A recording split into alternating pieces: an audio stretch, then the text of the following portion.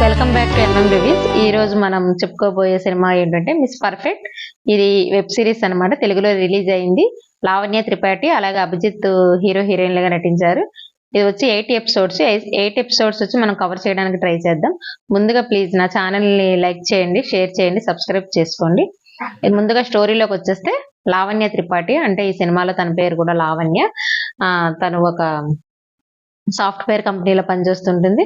తను వచ్చి థెరపిస్ట్ దగ్గరికి వస్తుంది. ఎందుకంటే తనకు అన్ని పర్ఫెక్ట్ గా ఉండాలని కోరుకుంటుంది. అంటే ఏదైనా తనకు అబ్నార్మల్ గా కనిపిస్తే, అంటే అక్కడ ఏదైనా పుస్తకము ప్లేస్ తన ప్లేస్ పుస్తకం ప్లేస్ లో పుస్తకం లేకపోయినా, ఇంకేదైనా ఫోటో ఫ్రేమ్ సరిగా లేకపోయినా, అలా ఏదైనా సరే తను ఊరుకోదు అనమాట. తను దాన్ని కరెక్ట్ చేసే వరకు ఊరుకోదు. వద్దు వద్దు అనుకుంటూనే అది కరెక్ట్ చేయడానికి ట్రై చేస్తుంది. అందుకనే థెరపిస్ట్ దగ్గరికి వస్తుంది. థెరపిస్ట్ తనకి కౌన్సిలింగ్ ఇవ్వడానికి ట్రై చేస్తే కూడా ఒప్పుకోదు. నేను పర్ఫెక్ట్ గానే ఉన్నాను, నేను తప్పేం చేయట్లేదు అన్నట్టయితే వాదిస్తుంది. తన బాయ్ ఫ్రెండ్ గురించి కూడా చెప్పి తను కూడా అలాగే తనని మిస్అండర్స్టాండ్ చేసుకున్నాడు, కానీ తనని మళ్ళీ ఎప్పటికైనా వచ్చి కలుస్తాడని అయితే తను గట్టిగా వాదించి వెళ్ళిపోతుంది. తర్వాత ఇందుతో హోటల్లో కూర్చొని తను ఫైట్ చేస్తుంది, ఎందుకు నన్ను తీసుకెళ్ళావు అక్కడ. కానీ ఈలోగా బాయ్ ఫ్రెండ్ వస్తాడు. తన 10 days లో తను రికవర్ అయిపోతాడు, మళ్ళీ వచ్చి కలుస్తాడు అనుకుంటుంది కదా. కానీ తను వచ్చి తనకి తన వెడ్డింగ్ కార్డ్ ఇస్తాడనమాట. వెడ్డింగ్ కార్డ్ ఇచ్చి పెళ్లికి అయితే ఆహ్వానిస్తాడు. అయితే తను చాలా డిసప్పాయింట్ అయిపోతుంది. ఈలోగా హైదరాబాద్ లో జాబ్ వచ్చిందని తెలిసి అక్కడ వెళ్ళడానికని ఇంకా నిర్ణయించుకుంటుంది. ఎందుకంటే తనతో బ్రేకప్ అయింది కదా. అప్పుడు మన సినిమా టైటిల్ పడుతుంది మిస్ పర్ఫెక్ట్. ఇంకా లావణ్య అయితే ఇంకా వచ్చేస్తుంది హైదరాబాదు. అది వాళ్ళదే అనమాట. గేటెడ్ కమ్యూనిటీకేలో ఒక అపార్ట్మెంట్. ఫాదర్ కి ఫోన్ చేసి తాళాల గురించి అడిగిద్ది. తాళాలు అయితే వెళ్ళి తీసుకోమంటాడు కౌంటర్లో. అక్కడ శ్రీను, విట్టా మహేష్ అనమాట శ్రీను క్యారెక్టర్, తన రిసెప్షన్ లో ఉంటాడు. తనైతే ఇంకా తాళాలు అయితే ఇస్తాడు. తాళాలు ఇచ్చి రాజలక్ష్మి మేడం దగ్గర ఉన్నాయి తాళాలు అని చెప్తాడు, కానీ మళ్ళీ ఇస్తాడు.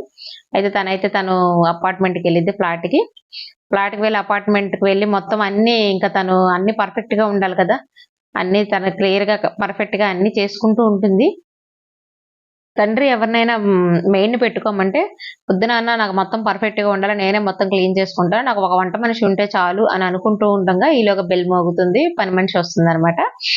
పని మనిషి వచ్చేసి తనకి ఇంట్లో ఏమైనా పని ఉందా అని అడుగుతుంది. కుకింగ్ మొత్తం నేనే చేస్తాను అపార్ట్మెంట్ అంతా అని చెప్పేసి కుకింగ్ అయితే పని మనిషి కుదిరిద్ది. అయితే తను క్లీనింగ్ కూడా చేస్తానంటది, కానీ లావణ్య ఒప్పుకోదు. క్లీనింగ్ నేనే చేసుకుంటా అంటది. ఇంకా అమ్మాయి కుకింగ్ చేసి వెళ్ళిపోతుంది, జ్యోతి అని. తనకి ఒక తమ్ముడు ఉన్నాడని, తన సాంగ్స్ అంటే తనకు చాలా ఇష్టం అని అయితే తను పరిచయం చేసుకుంటుంది. కుకింగ్ చేసి వెళ్ళిపోయినాక మొత్తం ఇంకా నీట్ గా అయితే లావణ్య చేసుకుంటుంది అనమాట. తర్వాత జ్యోతి వెళ్ళిపోయినాక మొత్తం క్లీనింగ్ అయిపోయినాక అయితే ఇంకా అక్కడ టెలిస్కోప్ ఉంటుంది వాళ్ళ ఇంట్లో. ఆ టెలిస్కోప్ ద్వారా ఆ ఫ్లాట్ లో చుట్టుపక్కల ఫ్లాట్ లో ఎవరెవరు ఏం చేస్తారని పరిశీలిస్తుంటది. అప్పుడే 502 అపార్ట్మెంట్ లో అభిజిత్ ని చూస్తుంటది అన్నమాట టెలిస్కోప్ లో. తనైతే వంట చేస్తూ ఉంటాడు. తను వంట చేస్తూ ఉంటే తిను పరిశీలిస్తుంది. తను తర్వాత నెక్స్ట్ డే ఆఫీస్ కి వెళ్తుంది. అదే ఆఫీస్ అనమాట, అభిజిత్ పనిచేసే ఆఫీస్ కి లావణ్య కూడా వెళ్తుంది, హెచ్ఆర్ డిపార్ట్మెంట్ కింద.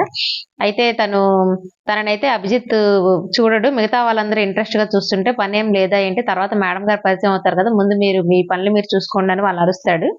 మిగతా వాళ్ళందరూ వాళ్ళ పనులు వాళ్ళు చూసుకుంటారు. అయితే అభిజిత్ అదే ఆఫీస్ లో ఉన్న లావణ్యని అయితే సరిగా చూడ్డు అనమాట. తర్వాత లావణ్యకి వాళ్ళ ఫాదర్ ఫోన్ చేస్తాడు. రేపు నెక్స్ట్ డే వాళ్ళ లావణ్యకి బర్త్డే ఉందని హైదరాబాద్ వస్తున్నానని అయితే ఫోన్ చేస్తాడు. ఈలోగా టీవీలో అయితే లాక్డౌన్ ప్రకటించబడుతుంది. అంటే నరేంద్ర మోడీ లాక్డౌన్ అని ప్రకటించారు. ఆ రోజు రాత్రి 12 గంటల నుంచి లాక్డౌన్ ప్రకటించగానే అయితే వాళ్ళ ఫాదర్ ఎలా వస్తాడని చెప్పేసి అడుగుతుంది. సరేనమ్మా అయితే నేను ఆగిపోతానని అయితే చెప్తాడు. అయితే ఇక్కడ లాక్డౌన్ అయితే ప్రకటించబడింది. ఇంకా కరోనా మూమెంట్ అనమాట లాక్డౌన్. ఇంకా వాళ్ళ ఫ్రెండ్ తో కూడా మాట్లాడుతుంది ఇక్కడ ఇరుక్కుపోయానని. ఇంకా రాజ్యలక్ష్మి తెలుసుగా ఫ్లాట్ లో అందరినీ తన అజమాయిషీ చేస్తూ ఉంటది అనమాట, అందరినీ మాస్కులు వేసుకోమని. అలా ఈలో పని మనిషి జ్యోతి ఫోన్ చేస్తుంది లావణ్యకి. మేడం నేను ఆ రోజు రావట్లేదు పనికి అని. ఎందుకు అంటే నాకు కొంచెం తలనొప్పి ఉందంటే, కరోనానా ఏంటి అంటే, కాదు మేడం కరోనా కాదు, కొంచెం తల బరువుగా ఉంది అన్నట్టయితే చెప్తుంది. ఇక్కడతో ఎపిసోడ్ 1 అయితే అవుతుంది.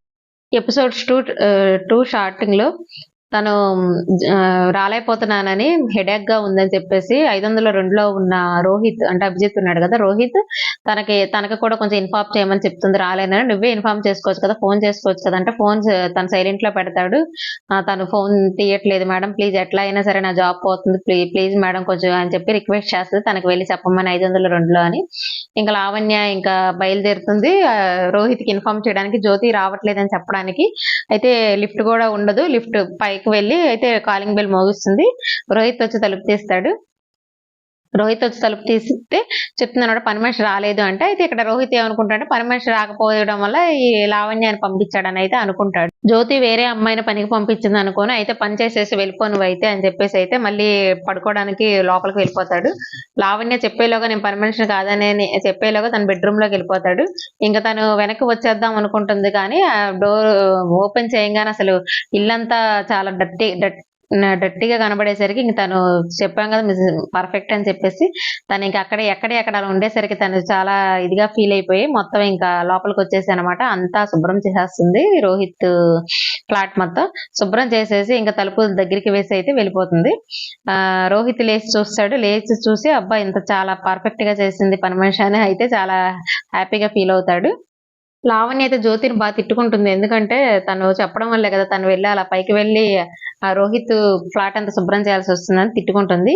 అయితే ఇక్కడ జ్యోతి స్టోరీ చూపిస్తారనమాట. అంటే ఫ్యూ వీక్స్ బిఫోర్ స్టోరీ చూపిస్తారు. ఇప్పుడు ప్రజెంట్ కాకుండా జ్యోతి ఆడిషన్స్ కి వెళ్ళడానికి అయితే రెడీ అయింది. బయటకు వచ్చి రెడీ అయిన తర్వాత బయటికి రాగానే ఇక్కడ వ్యాన్ లో అనమాట అప్పుల వాళ్ళు అనమాట తను తీసుకుని వెళ్ళిపోయి వ్యాన్ లోనే తనకైతే వార్నింగ్ ఇస్తారు గట్టిగా. అప్పులు గనక కరెక్ట్ గా సరిగా తీర్చకపోతే మాత్రం మర్యాదగా ఉండదని చెప్పేసి అయితే తను బాగా బెదిరించేసి అయితే అక్కడ ఆడిషన్స్ దగ్గర వదిలేస్తారు తనని.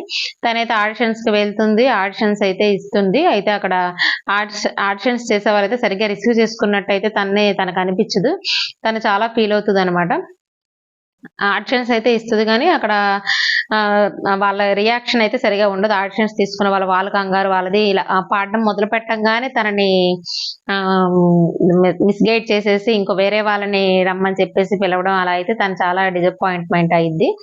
ఈలోగా ఏమో కోవిడ్ మొదలవుతుంది కదా, డిసప్పాయింట్ తో ఇంటికి వస్తుంది. వాళ్ళ బ్రదర్ ఏమో యూట్యూబ్ రీల్స్ చేసుకుని ఉంటాడు. తనైతే తనకి ధైర్యం చెప్పేసి నీ బాధ తగ్గాలంటే కొద్ది మందు తీసుకో అని చెప్పేసి అయితే మందు ఇస్తాడు. ఆ మందు తాగిన తర్వాత ఏమో తనకి ఏంటంటే మందు తాగక ముందు యూట్యూబ్ లో బాధతో ఏంటంటే ఒక సాంగ్ పాడిద్ది అనమాట. అది అయితే రీల్ తీసుకుంటాడు వాళ్ళ తమ్ముడు. తర్వాత మందు ఇస్తాడు. మందు తాగి పడుకోవడం వల్ల తనకి తలనొప్పి వస్తుంది అనమాట, హెడేక్. అందుకే ఆ రోజు లావణ్యకు ఫోన్ చేసేసి రావట్లేదని చెప్తుంది కరోనా నెక్స్ట్ డే. అయితే తనకి కరోనా అనుకుంటుంది కానీ అలా ఆ విధంగా కాదు, తన మందు తాగి పడుకోవడం వల్ల తనకి తలనొప్పి వస్తుంది. అందుకనే తనకు ఫోన్ చేసి ఇలా అభిజిత్ దగ్గరికి వెళ్ళమనడం ఇవన్నీ జరుగుతుంది అనమాట. ఈ విధంగా అయితే లావణ్య అయితే పాపం అభిజిత్ అపార్ట్మెంట్ అయితే క్లీన్ చేసేస్తుంది ఫస్ట్ రోజు.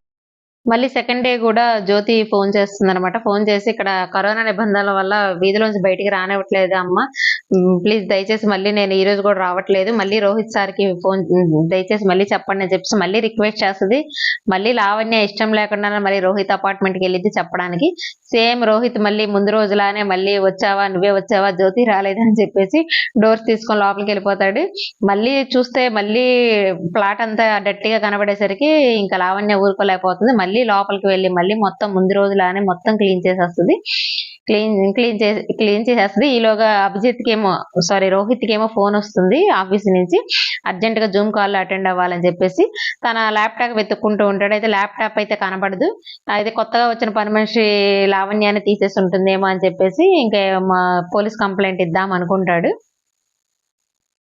ఈలోగా లావణ్య బయటకు వచ్చి తన ల్యాప్టాప్ ఎక్కడుందో చూపించి నేనైతే దొంగను కానైతే చెప్తుంది. అయితే రోహిత్ సిగ్గుపడతాడు తను అలా అన్నందుకు.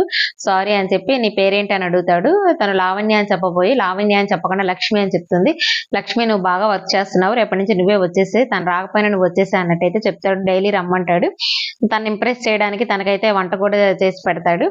ఈ విధంగా అయితే లావణ్య కూడా లక్ష్మి అనే పేరుతో ఇంకా కంటిన్యూ అయిపోతుంది. అంటే తను కూడా కరోనా టైం కదా ఖాళీగా ఉంటున్నావు అన్నట్టయితే ఇంకా రోజు రోహిత్ ఇంటికి వచ్చి అయితే వర్క్ చేయడానికి అయితే కంటిన్యూ అయిపోతుంది. అదే విషయం తన ఫ్రెండ్ ఇందుకు చెప్పిద్ది.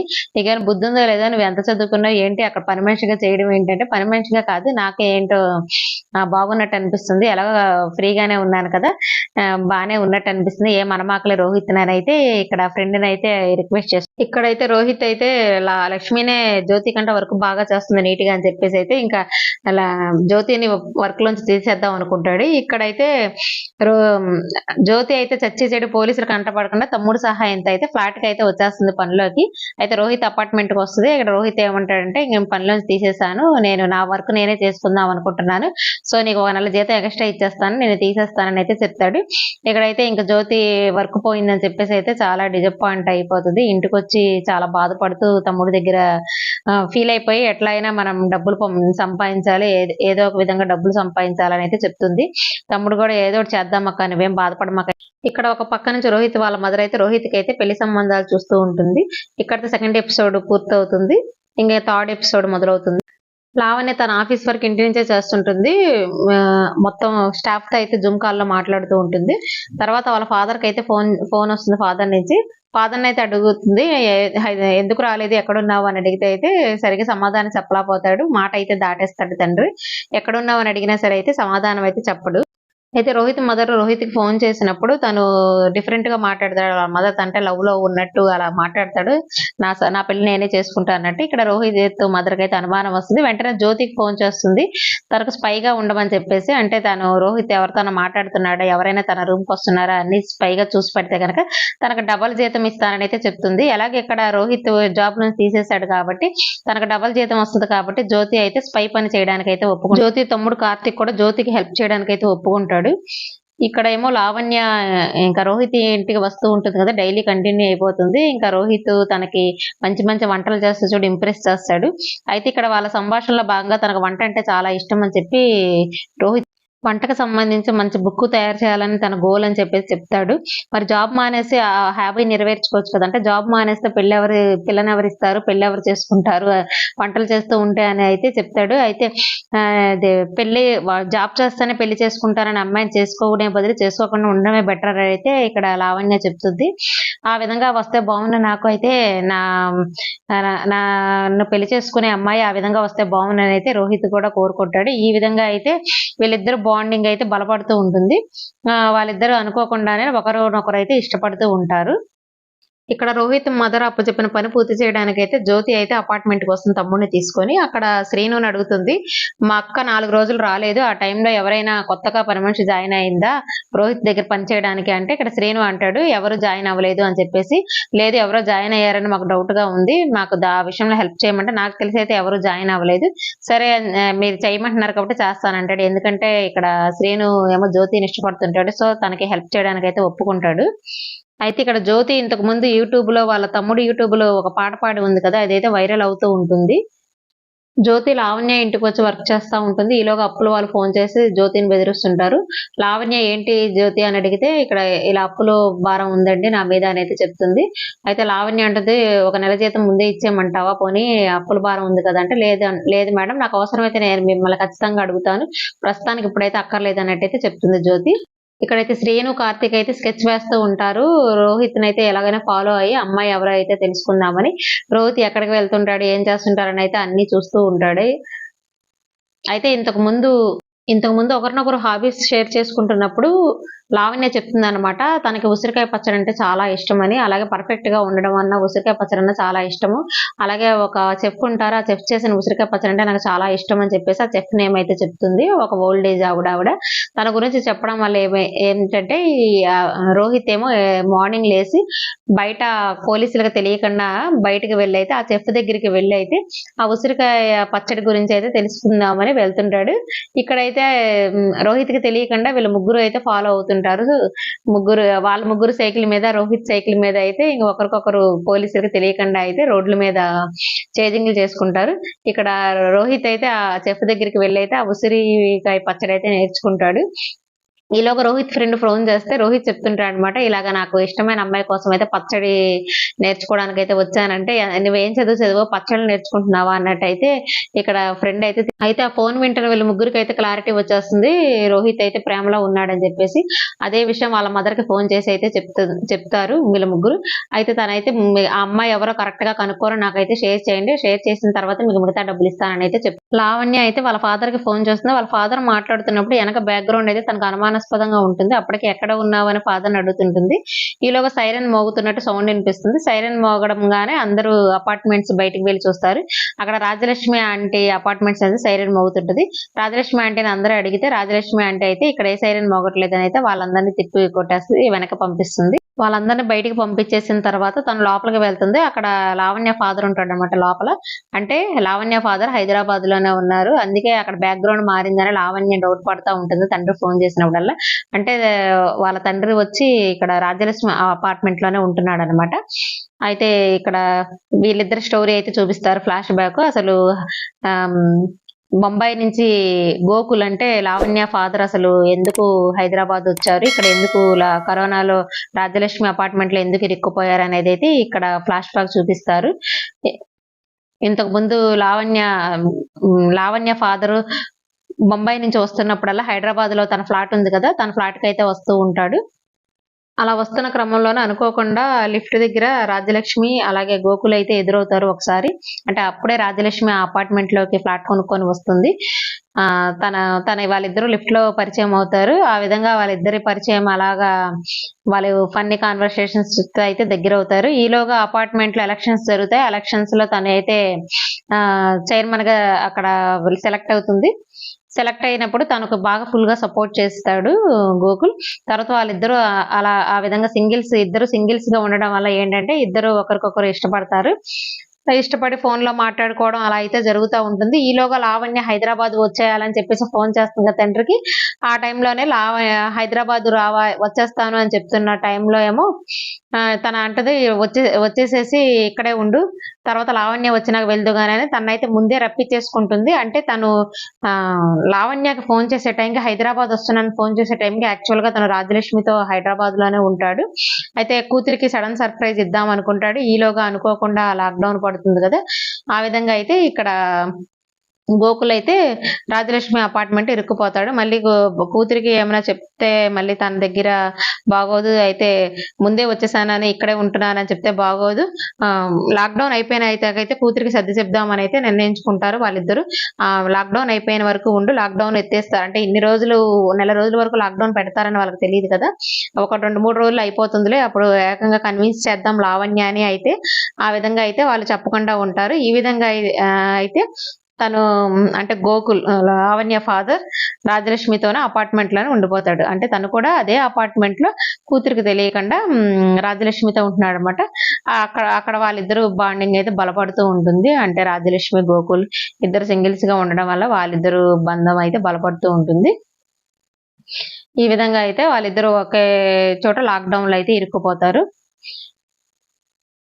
వీళ్ళిద్దరు చాలా అన్యోన్యంగా ఉంటూ ఉంటారనమాట.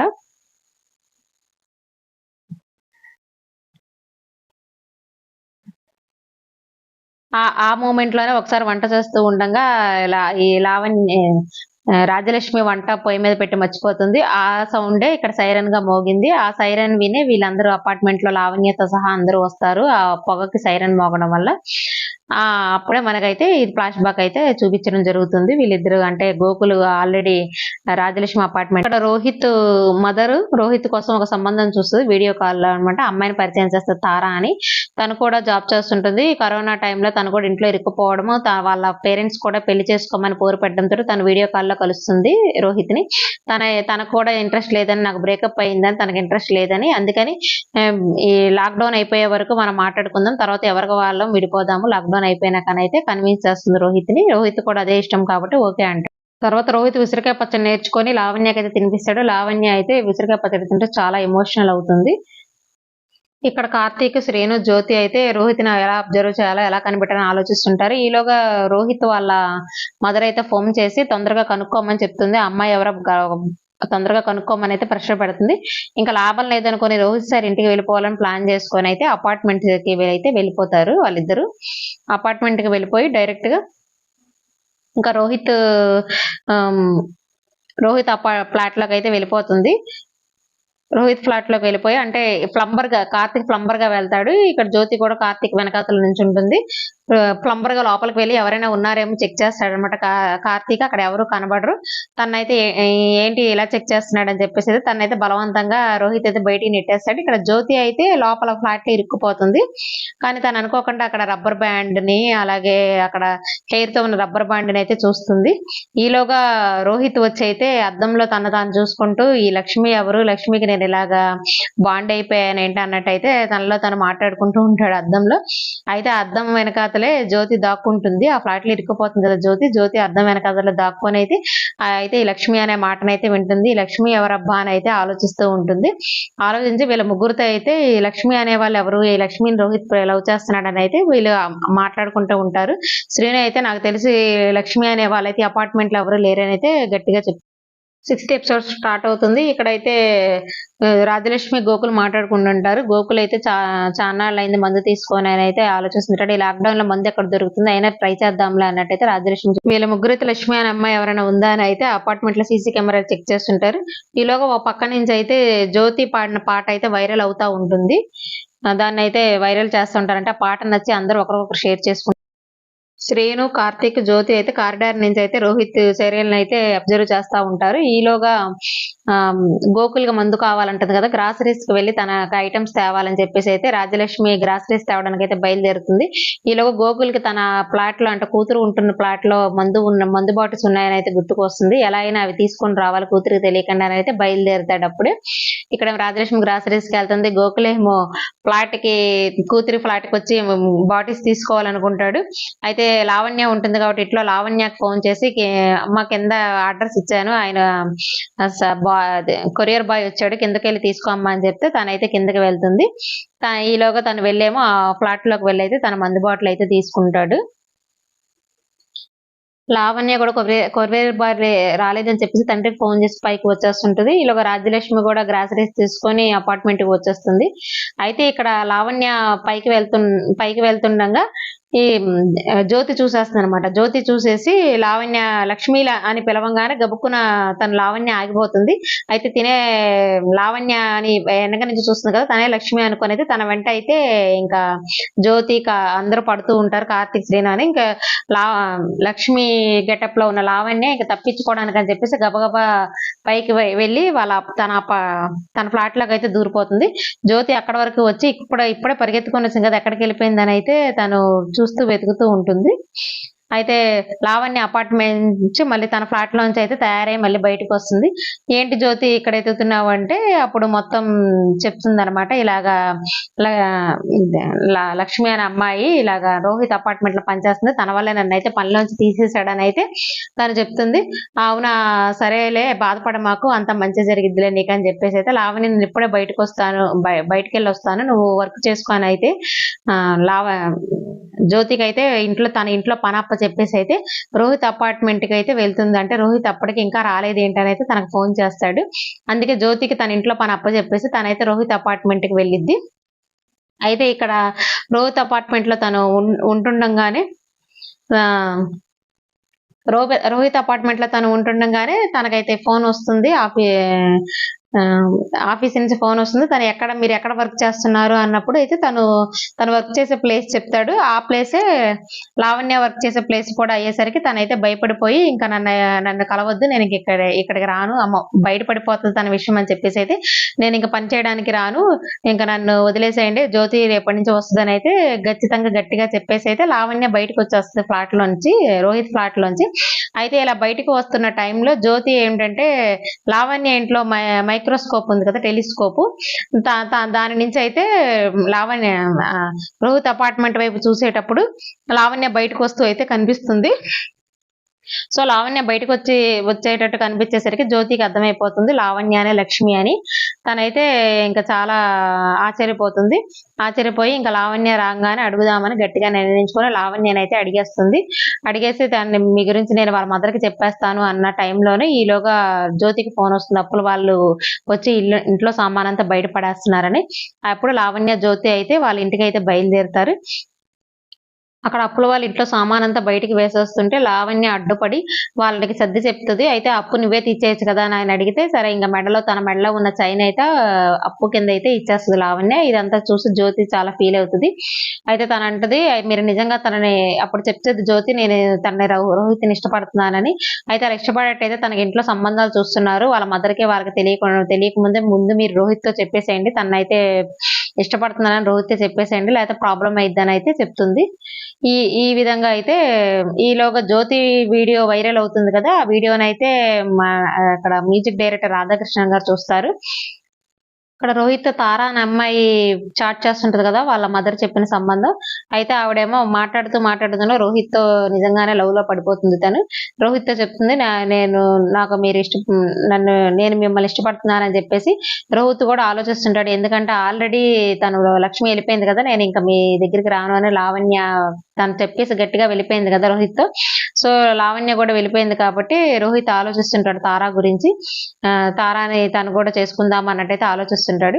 ఇక్కడ జ్యోతి చెప్తుంటది లావణ్యత మీరు అర్జెంటుగా త్వరపడండి తనకు సంబంధాలు చూస్తున్నారు ఇంట్లో అని అయితే చెప్తుంది. ఇలా ఇక్కడ జూమ్ కాల్లో రోహిత్ లావణ్యత మాట్లాడాల్సి వస్తుంది ఆఫీస్ కాల్. అయితే తనకు తెలియకుండా తనైతే కళ్ళజోడు పెట్టుకొని మాస్క్ పెట్టుకొని అయితే తనతో మాట్లాడుతుంది.